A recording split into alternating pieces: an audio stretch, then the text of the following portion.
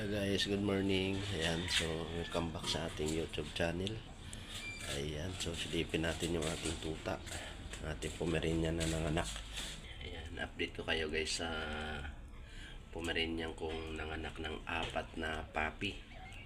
So bali ngayon kasi guys, nakalungkot kasi nga 5 days pa lang sila ngayong araw na to. Dalawa na lang yung natira. Ayan. So nanganak siya ng March 16. So ang date natin ngayon ay March 21. So naka 5 days na sila ngayon. So ito yung nangyari guys. So pinanganak kasi sila, wala kami. Araw siya nanganak, so nasa trabaho kami. Yung naiwan dito yung anak kong babae. Hindi naman siya marunong magpaanak. Ayan. So ang nangyari guys ay nabuhay naman yung yung 4. Nabuhay naman yung 4. Pero may hina dahil nga ang liliit nila. Grabe.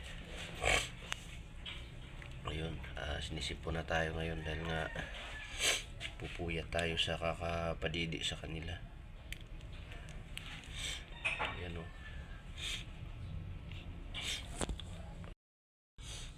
Bali yung anak niya guys 4, 3 babae, 1 lalaki. So yung size ng mga puppy maliliit, isa lang yung medyo okay ang katawan. So yung 3 maliliit talaga, sobrang liit. So sabi ko baka hindi rin naman mabuhay kasi nga kasi nga medyo hirap silang dumede. So yung isa medyo okay kasi nga medyo sakto sa size na yung ng niya, yung katawan niya. Ayan guys. So ito sila ngayon guys. Oh. Ayan. So yung natira 2 na lang. Ito tumaba na to. Kasi nga 5 days na. So ito medyo nakasurvive na siya ng gusto kasi tumaba na yung katawan niya. Pero yung kapatid niya na isa, ito, ayan, sobrang liit pa rin, pero medyo bumilog na rin yung katawan. Kaya lang hindi pa ako sure kung talagang mabubuhay pa ito kasi nga medyo maano din kung dumidi. Kailangan talagang tutukan pa. Ayan o. So yung kulay nila guys, choco. Yung isa kakulay nung nanay niya, yung unang namatay yung lalaki, kakulay nito. Tapos yung isa naman ay black and white. Maganda rin sana, kaso yun nga mahirap mahirap tutukan kasi nga pag pinapadidi bumibitaw.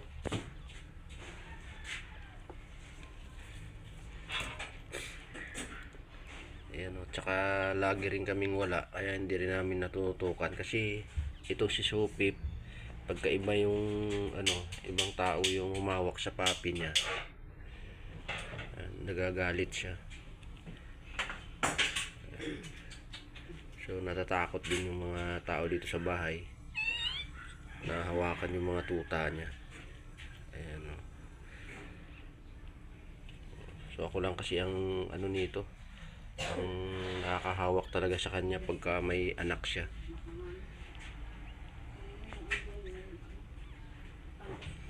Ayan, sana nga mabuhay itong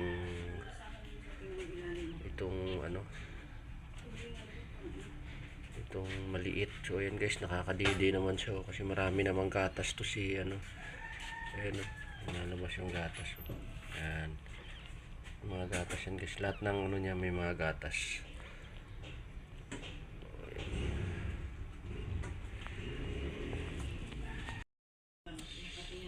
Ayun pala guys, dahil nga sa sobrang liit nila, so medyo mahirap talaga silang padidihin.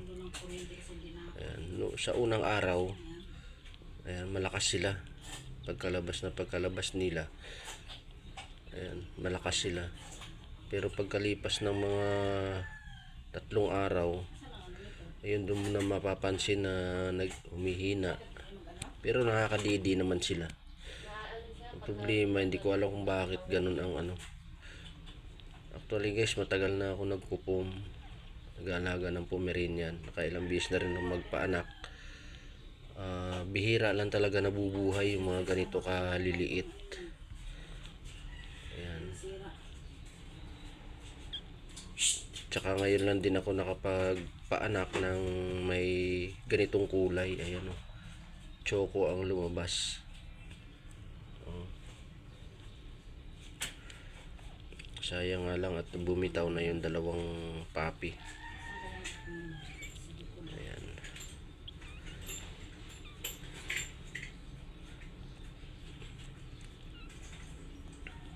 Kaya dito guys ay tutok na tutok talaga kami. Kaya lang may trabaho tayo sa araw. So pag uwi ko na lang sa gabi ko sila na natututukan talaga. Ito si Sophie guys, nagpapadede naman siya, kaya lang siyempre yung mga tuta sobrang liit. Medyo talaga alagain. Ayan o. Ayan nyo guys, ayan. Ayan guys, yung isang tuta, ito yung namatay kahapon. Ayan o. Ayan. So malaki na sana.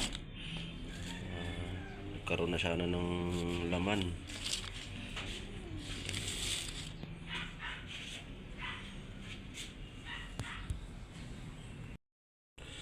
So ayan guys, ayan sila oh. Oh, di ba? Ang laki ng diferensya. Oh. Ito mataba na. Talagang na to. Pero yung isa, ayan oh. Oh.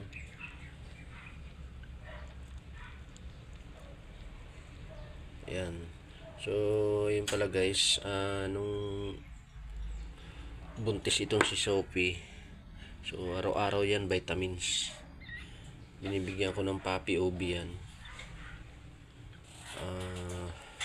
Hindi ko lang alam bakit nagkaganon yung mga tuta niya.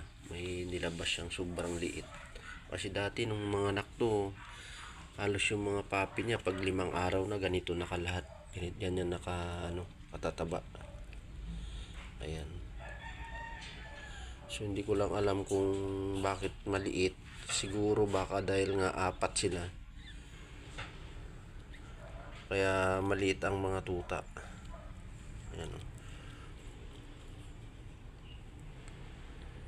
Oh. Sophie, 2 na lang yung anak mo. Wala na yung 2.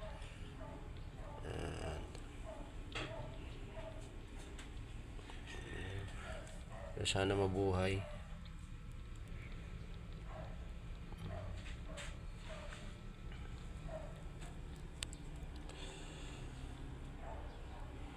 Yung unang namatay guys ay kakulay nito, kakulay ng nanay. Ayan. Tapos bumigay kahapon, yun na yung yung puti na may black. Ayan. Yun na. Ano ka na dyan? Biga ka na dyan. Ayan guys, hindi ko pala tinatanggal yung ilaw nila kasi nga medyo maano pa ngayon. Medyo malamig pa. Ayan, may ilaw sila pero hindi naman mainit yan. Ano lang, tama, sakto lang. Sige na. Biga ka na dyan. Ayan. So yun guys, maraming salamat sa panonood, suporta sa ating YouTube channel. Ayan. Talagang ganyan kasama yung mga ganyang problema sa pag-aalaga ng aso. Hindi talaga mawawalan yan. Hindi talaga mawawalan ng ganong problema. May mga bumibitaw talaga na tuta. Ayun o. So ayun guys, thank you. God bless. Ingat po.